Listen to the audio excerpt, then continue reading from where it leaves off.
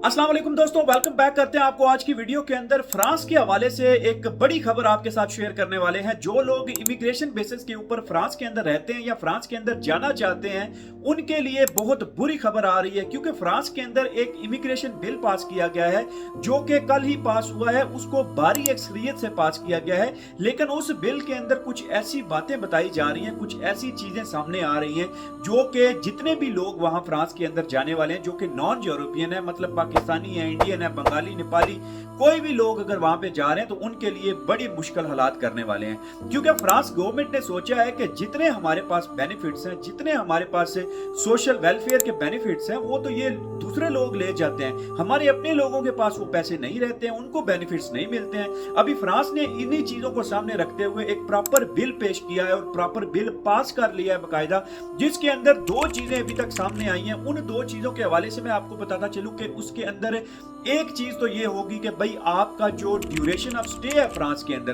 उसको एक्सटेंड करने जा रही है गवर्नमेंट के। अगर आपको सोशल वेलफेयर के बेनिफिट्स आपको चाहिए तो आपको ये जो ड्यूरेशन पहले था तकरीबन 2 साल का या 3 साल का, उस ड्यूरेशन को बढ़ा के तकरीबन 5 साल तक लेके जाया जा रहा है। क्योंकि ये नहीं हो सकता कि भाई आपको 1 साल हुआ है या 2 साल हुए हैं फ्रांस के अंदर आए हुए और आप लोग जो है वो बेनिफिट्स क्लेम करते फिरें या सोशल बेनिफिट्स लेते फिरें। ऐसा अभी नहीं होगा, अभी उसको मजीद ऊपर लेके जाया जाएगा उस ड्यूरेशन ऑफ स्टे को। दूसरे नंबर पे हाउसिंग जो अलाउंस मिलता था हाउस के हवाले से, जो अकोमोडेशन के हवाले से या घर के हवाले से जो गवर्नमेंट सपोर्ट करती थी, अभी उन लोगों के लिए भी चेंजेस आ गई हैं। वो चेंजेस क्या आई हैं कि जो बंदा फ्रांस के अंदर अभी रहता है उसको जो अलाउंस मिलेगा, हाउसिंग अलाउंस मिलेगा, अगर उसका अनएम्प्लॉयमेंट 5 साल से ज्यादा हो गया है, कि 5 साल से ज्यादा वो देर तक अनएम्प्लॉयड है, उसको हाउसिंग अलाउंस मिला जाएगा। उससे कम वाले को हाउसिंग अलाउंस नहीं दिया जाएगा, गवर्नमेंट अलाउंस से नहीं देगी। ये नई चेंजेस आ रही हैं, नई डेवलपमेंट्स आ रही हैं फ्रांस के अंदर।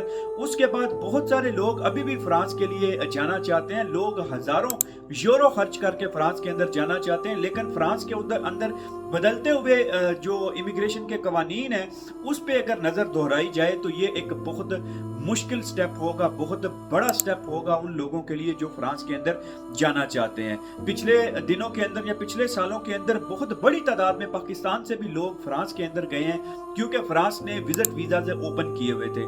फ्रांस के अंदर तकरीबन पिछले साल एक ऐसा बड़ा जो है वो वाकया हुआ जिसके अंदर फ्रांस को काफी ज्यादा गुस्सा था इमिग्रेशन के ऊपर।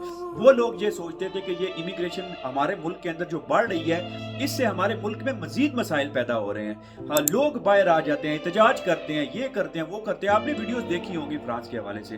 तो उस चीज को लेके फ्रांस ने अभी ये चीजें सारी चेंजेस करना शुरू कर दी हैं और बाकायदा तौर पे इस पे बड़ा वो फोकस कर रहे हैं। अभी बहुत मुश्किल हालात आगे भी होने वाले हैं। अभी उस बिल की सारी डिटेल्स सामने नहीं आई हैं। जैसे ही वो डिटेल सामने आएंगी आपको अगली वीडियो के अंदर जरूर बताएंगे। चैनल को सब्सक्राइब कर लीजिए, बेल आइकन दबा दीजिए ताकि आपको आने वाली लेटेस्ट वीडियो वक्त से पहले मिलती रहे।